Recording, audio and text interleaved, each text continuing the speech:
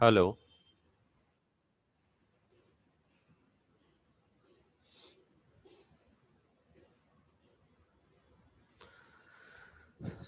Welcome, student.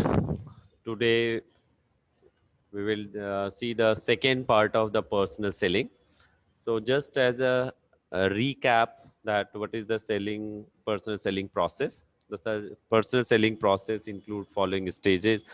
These are prospecting and qualifying, pre-approach, approach, presentation and demonstration, handling of objection, closing of sales, and follow-up. Fine. So in our previous lecture, we have gone through this prospecting and qualifying. So today we will discuss rest of the part, and we will see what are the different types of techniques and tools available for the personal selling. Fine. Just once again, that the last thing that we have discussed is the qualifying, prospecting and qualifying. So once we have identified our prospect, then we have to do the qualifying also. Basically, the qualifying is the uh, getting more knowledge about your customer and segregating them how whether they have the money, authority or need or not. Fine. And what should be our sales effort towards closing the sale also. So based on this, we have three kind of prospect: hot prospect, warm prospect and cold prospect. So generally it is the hot prospect that buy, their requirement is very high, and moreover they buy readily. Once the salesperson approach to them, salesperson can easily convert into sales. While the warm prospect has a medium requirement, and it require more persuasion, more demonstration of product is required, and with little bit persuasion the sales call can be closed. While there is a third category of a people which are known as the cold prospect. They have very less or low requirement, and they require a lot of persuasion and follow up. So as a suggestion, it is better that the salesperson keep this list in a pending follow up, so that if nothing is working in the market, then they can follow these customers or the prospect. Right. Now coming to the remaining topic, so it's the pre approach. So once we are through with our prospecting and qualifying, then we have this approach, pre-approach means there are certain things that we have to do before reaching to our final prospect, right, for further stages of our personal selling. Now what is the pre-approach do? For pre-approach is generally done for two basic uh, task. This is the basically is number one is the information gathering, and second is the planning of sales call. Fine. Information gathering is very, very important. Under this process, we try to collect as much as information possible regarding our prospect. Fine. Be it his name also, his or her business, what are their buying decision, what are their family size, their purchasing orientation, and what are the major problem they are going through, so that accordingly we can suggest some solution to overcome these problems, so that we are able to close the sales as quickly as possible. Right? So this is very important, and we have a different source through which we can obtain the information about the prospect, which may include the internet, online information service. And if you see nowadays, each and every, mostly everybody has their profile on their social media, so which help us to collect the information regarding our prospect from the social media or the information services. As far as their business client or business prospect is concerned, so the trade magazine, industrial directories, chamber of commerce, annual report of the company, and even existing customer and supplier, they are very, very important source of information from where we can collect information regarding our business prospect. And through social media, obviously we can get more information regarding the consumer prospect, right? The second aspect is that is planning of sales call. Now why this planning of sales call is very, very important, that the salesperson should, after gathering all the information, then do a planning before approaching the customer. And it comprises of different type of objectives for the sales call and the planning their sales strategy, right?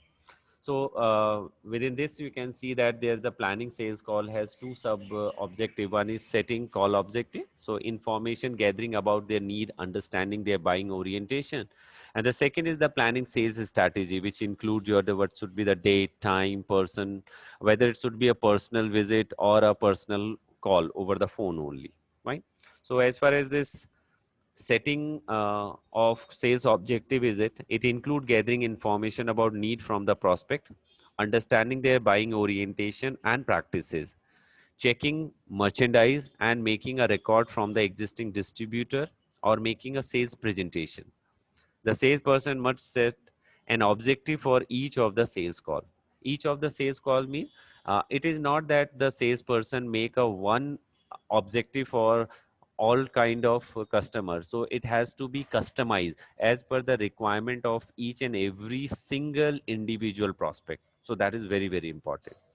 So, and under the sales strategy, so it is basically finding out the when basically it's the date and time, and whom it means the purchase executive or administrator officer if it is a business sales, to approach by sales call or followed it by a personal visit. So basically it is getting their favorable time. When they have a time and date, then they can meet, we can discuss about the our products that we are going to offer them, fine. There's a tentative plan for presenting the specific product feature and benefit. Means as per the, as I told you, that you have to be very specific about your customer. So you cannot have a one size fit all. So you have to be very, very customized. The salesperson should understand their tentative planning and sales strategy, and the various stages that they are going to use, and how adaptively they can change their sales presentation or the sales call, fine. So nowadays if you say they have to more agile, the salesperson has the agility to customize or modify the selling objective or plan accordingly, which is known as their adaptive selling. So this uh, before meeting your customer, this stage is pre-approach, which is very, very important. And if it has been carried out in a very sincere manner, then it make our approach and the rest of the things very, very easy and convenient, right? So after pre-approach, there is a technique or there is a step that is known as the approach. So approach is basically the next step to make an appointment to see the prospect, and this is called the approach. So taking appointment or meeting the buyer for the very first time is known as the approach. And the approach for the meeting buyer for the first time take a few minutes of a call, but it can make or break a sale. So therefore, as a sales executive, you have to be very, very particular about this approach, because your first impression is going to make a long lasting impression as well as the relationship. If within a few minutes, if you are failed to make a rapport with your customer, then you fail to make a sales also. So now if you see, there is a different type of technique that is being used under approach method. So the first one is your approach is introductory approach. So under introductory approach, the salesperson state his or her name and the company's name, and then precede by a friendly and smiling greeting and a firm handshake, or whatever way you can greet as per their customer, right? Most salesperson also present a business card in this approach. So this is the introductory approach. So we have generally come across the number of salesmen who use this introductory approach. So they, whenever they meet any prospect, they greet them. For example, they can say the good morning, good afternoon, whatever the time it may be. So based on, and then they introduce themselves with his name and from which company they are belonging, and they also remind their meeting about the scheduled meeting, and then they hand over the business card. The second approach that we have seen is this, the customer benefit. So the salesperson should identify one major buying motive or the benefit that generally a prospect or Prospect means it may be include individual or a organization has an appeal to it. Fine means they do not tell about his name, the company's name. They even don't present the business card. They only start with the benefit that the customer is looking for. Fine, which you have generally seen in case of your Eureka Force product. So they come to you, they approach you, they will just start with the demonstration. They tell you that what is the benefit of having a pure water, what is the benefit of having your vacuum cleaner, because it take out all the dust from the pillow, mattress, etc., and which will ensure that there is a uh, quality air in your house which is germ free, which is dust free, so which will give you a your longevity to your lungs and your life also. So this is what is the customer benefit they are talking about. The third approach is the product approach. So in this technique, what actually happened, the product is generally it is very compact, it is not very bulky, and the salesperson directly hand over the product in the hand of the customer so that he can use it, he can feel it, and he can associate himself with this product also. So this is the approach. So this technique is generally useful if the product is new, unique, or colorful. See, if the product is not new, means people know about it, people has might be used it in the past also, so they need not to be very very much excited to have this product, because they are just replacing their old product. So this technique is very very useful, and this can be used basically if the product is very new, unique, or colorful. And some salespeople carry the new product or its cut away across section in order to make a smooth transition into the sales demonstration and presentation. This is generally also a part of your demonstration and presentation. The another approach is that the question approach. So as you can see that there is a may I help you. So the salesperson asks a question to start a two-way communication, or to make sure the prospect is curious about the product or services. So he just try to start a communication, conversation with the customer. So any type of query or doubt a customer may have, then he or she can provide certain solution, and this will initiate the two-way communication. And the last one is very very important approach that is used. It is the praise. And mind it, an indirect praise conveyed sincerely and subtly can have a positive impact on the prospect. Now it is very very important. So if you don't understand that how to develop a repo, how to penetrate in the mind of a customer, so it is one of the best approach, which is the praise approach. But your praise should be very very sincere, and it should be very subtle. uh, Means suppose you got an appointment in the office. So when you reach their office and you see their office, and you can just do some subtle praise about the texture, the color, the furniture, or maybe some of the awards or they have achieved, so you can praise them. It's the same way if you have been given time to meet at their home, so that you can again praise the way they have decorated their home. If you are, you can see some of the seals, trophies, the medals are displayed on there, so you can also praise about their achievement also. So people generally like the praise, and once the people get sincere praise, then they develop a good repo, and it might help you to get good sales. Fine.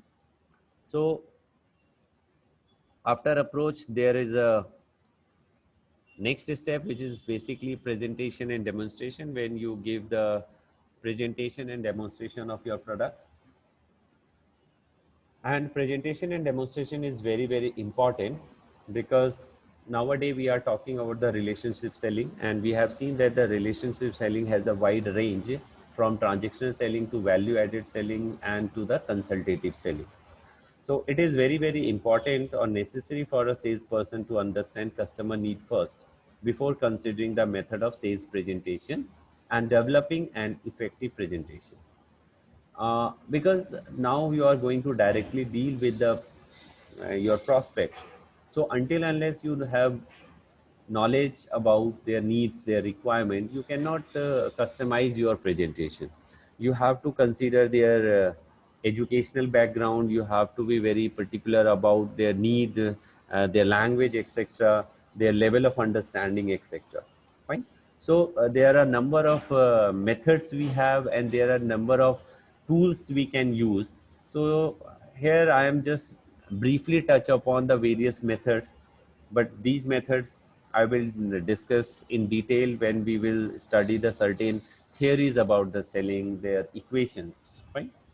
So if you say there are certain methods, these methods, number one method is stimulus response method. Then there is a formula method, there is a need satisfaction method, there is a team selling, and then there is a consultative method. So these are the sales presentation that every salesperson must know about these things. Fine, because these are the strategy, and then these can be used accordingly.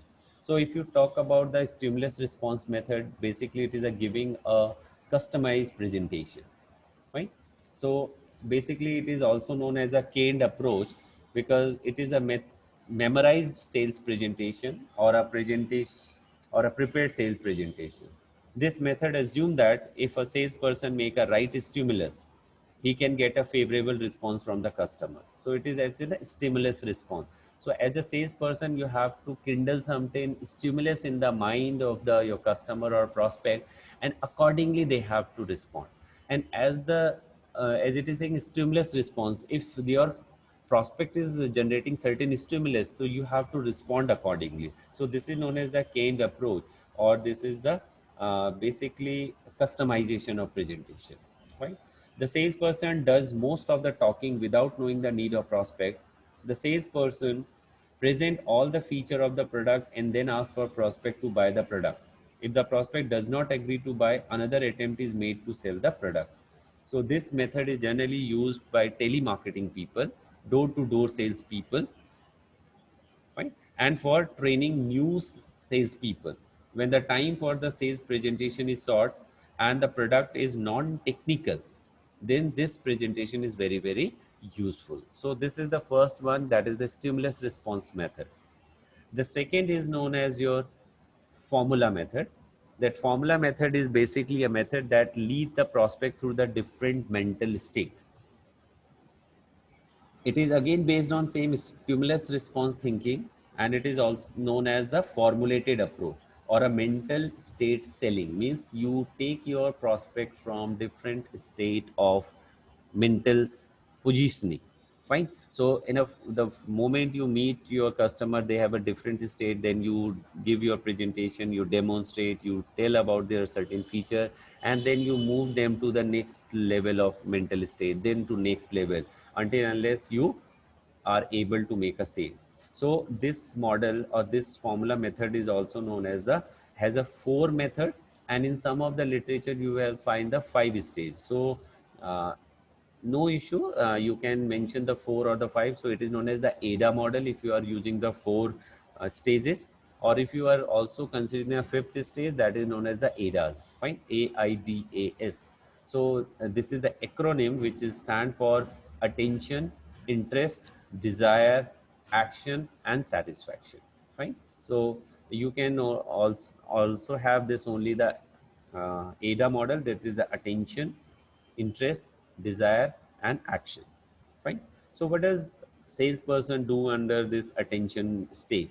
So the sales presentation plan the sale talk by first getting the attention or the prospect by making favorable comment about the prospect or the prospect business. As I told you, when you go for the praise approach, so what you do, you just try to create uh, you want to grab their attention. Fine. And this can be only done through by uh, putting a favorable comment. You say it's a nice office, right? You are busy. It's me. You are successful people like you are very busy. So then you will get a hearing ear. Fine. So this is a very important. So favorable first impression is also created by the proper dress, your neatness, a genuine smile, and a cheerful expression of genuine admiration or the arousal of customers' curiosity. So these are the things that you can use. So once your prospect is paying attention whatever you are saying and about your looks, etc., then this is the next phase that you have to take is the interest. So the salesperson lead the prospect mind to the second stage of gaining an interest. Fine. It means now it is a time when you are telling certain features, certain benefit of the customer that your customer is now liking it. It's appeal them. They are getting more attracted towards the prospect. Fine. So different methods are used to uncover the prospect's interest or appeal. Some salespeople carry a sample of the product. Fine. Some can take the visual inputs, some take certain presentations, some have some testimonial, etc. So photograph, etc. So this create the interest. Once the interest is being kindled, then there is a then desire has to be kindled. It means desire is something a strong feeling that the customer is now wanting the product. Fine. This is very important stage. Means it is how strongly your prospect is feeling that he must have this product. Fine. So this is the next step, and after this there should be an action. Action means the customer must buy. Action here means that the buying, so or the closing of the sales. So some sales people use trial close to test whether the prospect is ready to buy the product or not. They can give certain offers to them. They can also give certain alternatives regarding the color.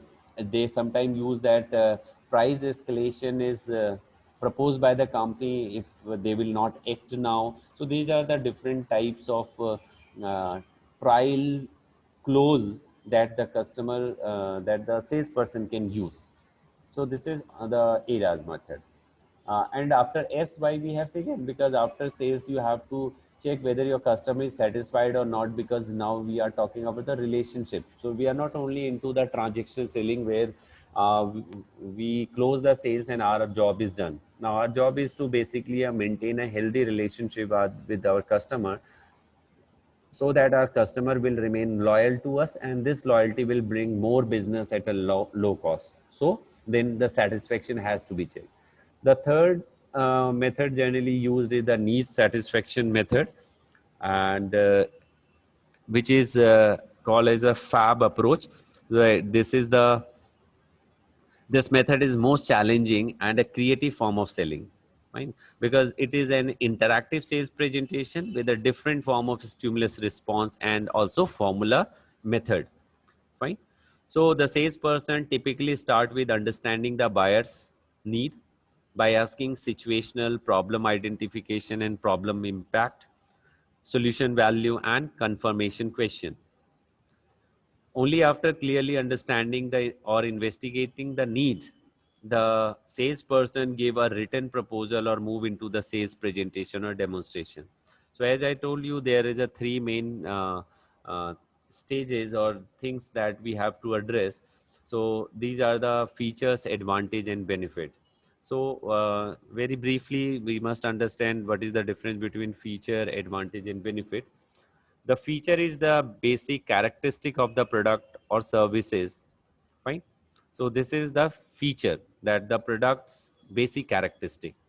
Now advantage means what advantage the prospect will get out of this feature only, fine. अगर वो कोई feature है उससे उनको क्या फायदा होने वाला है. And the benefit is basically how this advantage meet a clear and detailed need expressed by the prospect. Fine. So now you have to understand feature is the basic characteristic, and this feature will give certain advantage. But if it is beneficial for me as an individual customer, whether it is addressing my need or not, then it becomes the benefit. If it fail to, then there may be advantage, but it is not a beneficial for me. For example, suppose there is a mobile phone with a 40 megapixel camera. So this is the feature. A mobile phone having a 40 megapixel camera is the feature of the product. Fine. Now the what is the advantage? The advantage is that you will have a very clear picture. Fine. The picture will not get pixelated. You have a very sharp image. Now it is the advantage that has derived out of this feature. And suppose i I'm not looking for a mobile for the purpose of photography. I do not want to click any photograph. So then this advantage is not turned into a benefit for me.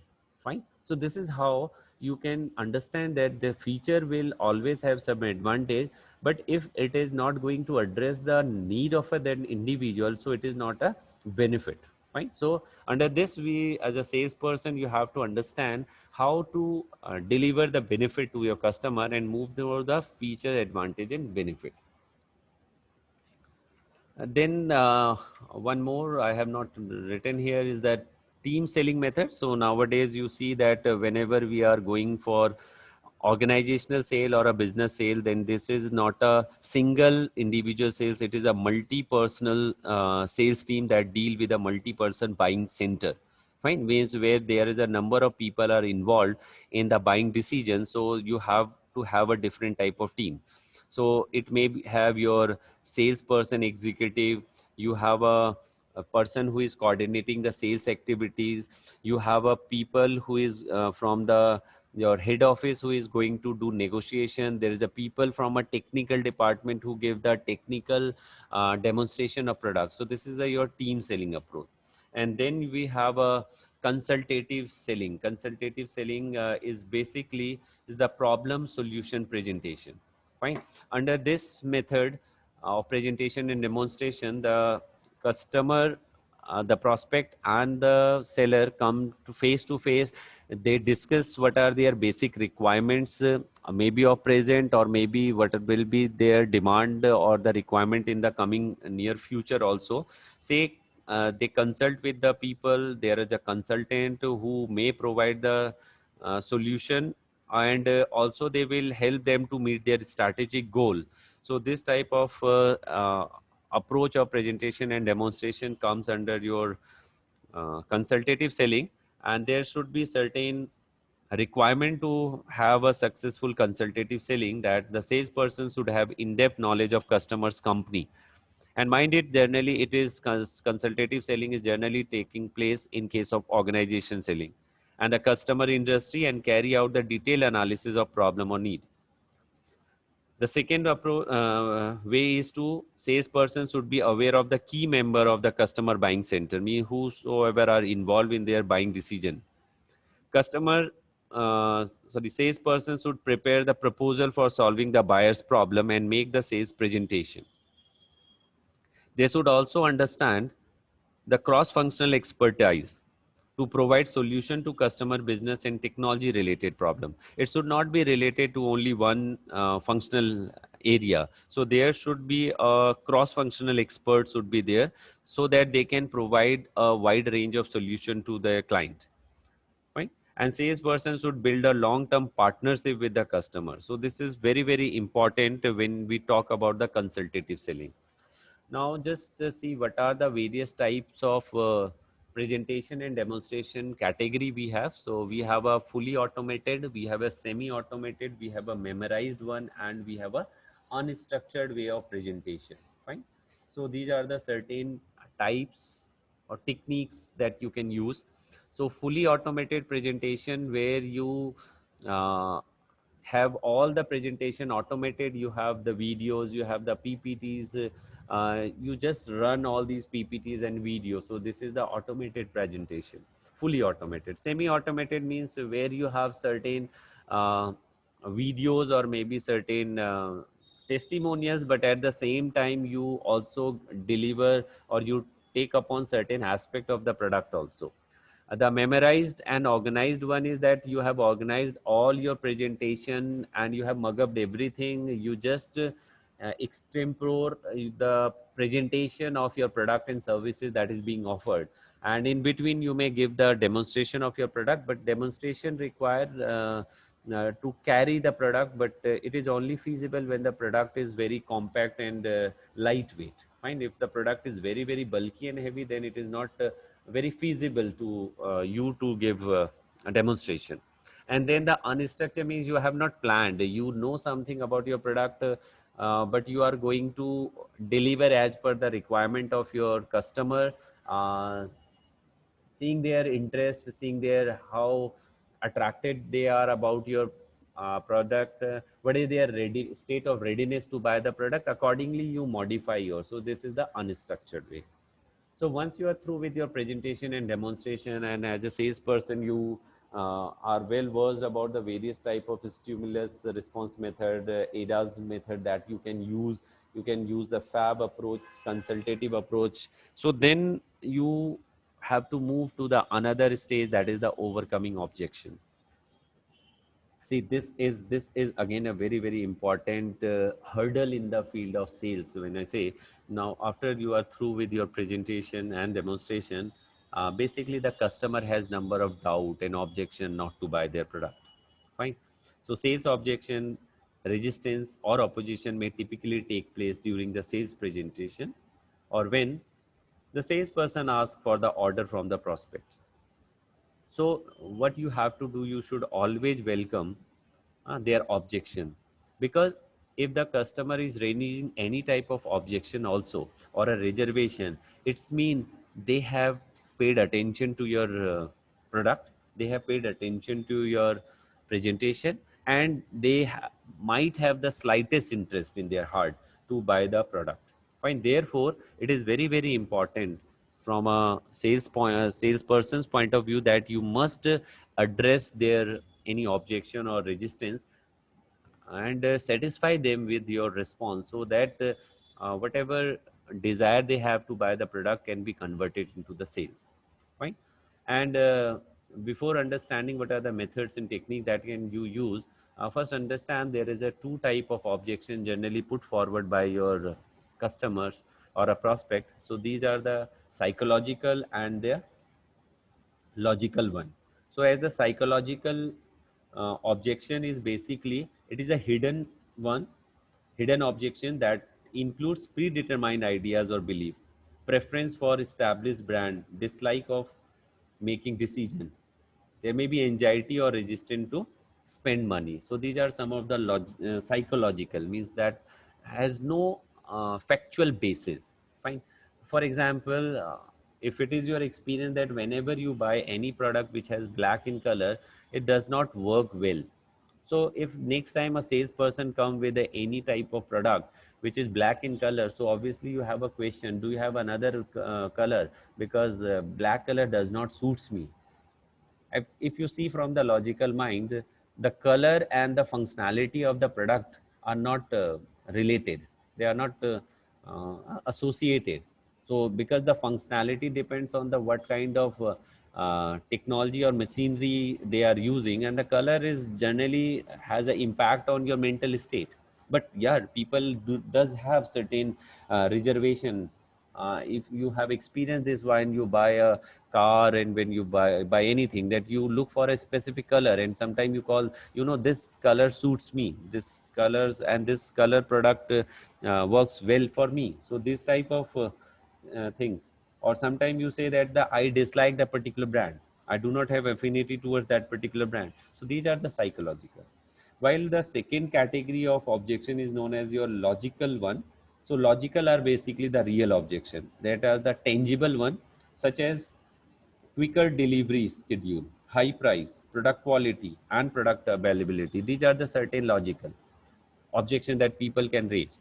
For example, you are selling a mobile phone with a battery of only 1000 mAh, and you are claiming that the talk time of this mobile phone is 30 hours, or let's say you say that you can claim it is the 3 days you can talk over the phone. So people will have a doubt, how can this mobile phone sustain with only 1000 mAh power, and that too for the 3 days. So this type of objection whenever raised, this has a logical objection. And if you say that this, sir, the goods will be delivered by the evening, and you say, sir, all our goods is manufactured in Hyderabad, so the people can have the product is, and you are claiming that it is a customized product. So once you will place the order, we will make the product as per your requirement, and the same day we will deliver it. So people may ask the question that it is being manufactured or assembled at the Hyderabad, how can you make sure the product is delivered on the same day? So such type of objection whenever you come across, these are the logical. Now the best way, what are the various methods for handling and overcoming the logical objection? So we are not here to deal the psychological, because psychological has no base. You can just convince them by just stating some of the claim, or maybe pursue using some of your own skills and technique. So moreover, we will focus on how to handle the logical objections. So there are certain methods, that is these ask questions, turn an objection into benefit, deny objection tactfully, third party certification and compensation. The first one is the ask question. So first listen to the buyer's objection carefully. See, the core of our sales, the core of any marketing or business activity is the customer. So it is very, very important that whatever objection your customer, your sales people is raising, you have to just listen very carefully to their objection. Fine. Clarify the objection by rephrasing it into a question and get the buyer's acceptance of the question. For example, if the buyer say that it seems price of your product is higher than your competitor, so as a salesperson, how can you respond? You can say, yes, I accept your concern, sir or madam, but do you want to know why the price of my product is slightly higher than that of the other supplier? So what will happen? Obviously the buyer will ask you, yes, really I want to know. So therefore you are opening a communication or conversation, and then somehow you will be able to manage their or overcome their objection. The second is that the turn their objection into the benefit. Fine, sometime it happens. So an experienced salesperson has a positive attitude and they are very quick in thinking. So what they do, whatever problem objection is raised, they convert into the benefit. For example, the prospect says that the delivery period of 4 weeks for your equipment seems to too long. अगर वो कहता है कि साहब आपका जो delivery time है 4 week too long, so how can you handle this objection? Very tactfully you can say, sir you know I admit that it takes 4 week to deliver, but every order that you place, we customize your product, we make product as per your requirement, so it require more time. So then the customer will always feel privileged that okay, no, whatever order he is placing, they are not a ready-made product, they are made according to their need and requirement. So this need can be handled very uh, beautifully. The third is the deny objection very tactfully. Now, sometimes objection are incomplete or incorrect. In such situation, the salesperson should tactfully deny the objection either directly or indirectly. But mind it, never ever say that you are wrong. Never ever say a customer to your buyer or to your prospect that you are wrong, but you should know how to use it. For example, if the buyer say, I don't want to buy your car because my friend of mine told me that he had a lot of problem when he purchased your newly launched vehicle 2 year ago. So if there was certain problem in your car, then you can say, yes, sir, I agree. 2 year ago, when we launched our new brand of car, we had a few problems, but we solved all these problems within 6 months at our factory and also at our customer premises free of cost. So that is how you are indirectly handling their objection very tactfully. And also there may be some direct denial also. You can say, I understand your concern, sir. Let me explain you the fact. And then you can state the fact. But mind it that you should not be very arrogant and sarcastic.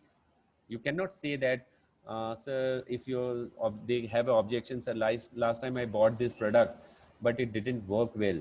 So you cannot say that, sir, you don't know how to use it. You should rather educate yourself to how to use it. Then it will offend your customer. You say, might be, sir, there may be some technical issues, and if you have the same product, we will want to see it once, or if we can fix it, we will fix it up without any cost. So this will make a good relationship. The third party certification is another very beautiful technique or method that can be used to overcome the objection. So whenever the buyer have certain objections, what you can do, you can put forward certain third party certifications, such as you have a ISO, you have a ISI certification. Sir, we have thousands of satisfied customer who says that our product is best product. So these are the certain thing that you can put forward to handle the objections. Fine. And the last one is the compensation. So sometimes if there is a valid objection from the customer, then what you can do, you can offer a kind of compensation or benefit to counterbalance. So for example, when Reliance Industries considering to buy a material handling equipment for the first time for the factory of Gujarat, so located in Karnataka, so Reliance raised an objection to know how the manufacturer would ensure efficient warranty service and after sales service. So what they have done, they have opened a service center near the Reliance industry premises. So this is the compensation they can give. Fine. And sometime if you say their customer has come with a certain objection, and then what you can offer certain discount to them also, or you can give some more freebies along with this. Fine. So these are the way through which you can handle the objection. Once you are through these steps and now you find that your customer is moreover ready to buy your product, but he is not able to decide it, now it is time to close the sales. And this is generally done by the trial close.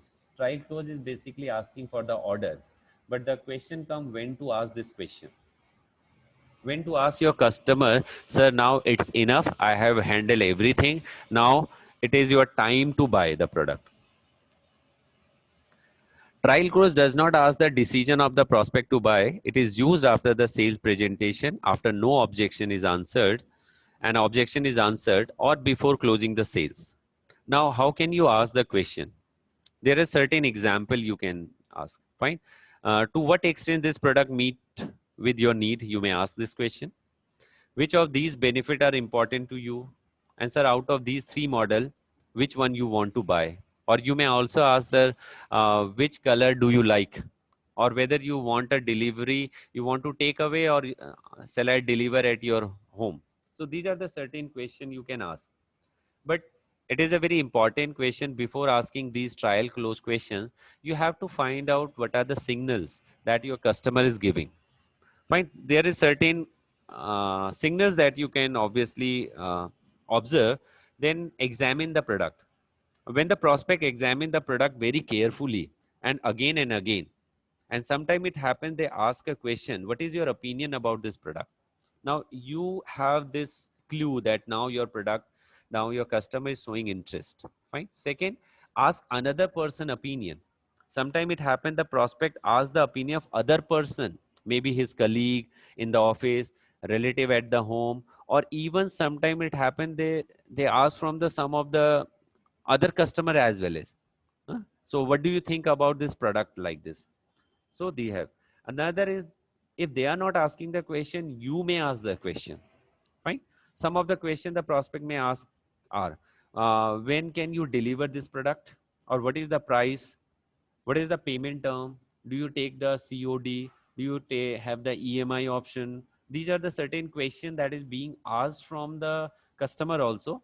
Or sometime you can also put some question. Sir, when do you want the delivery? So, sir, what are the payment term you want?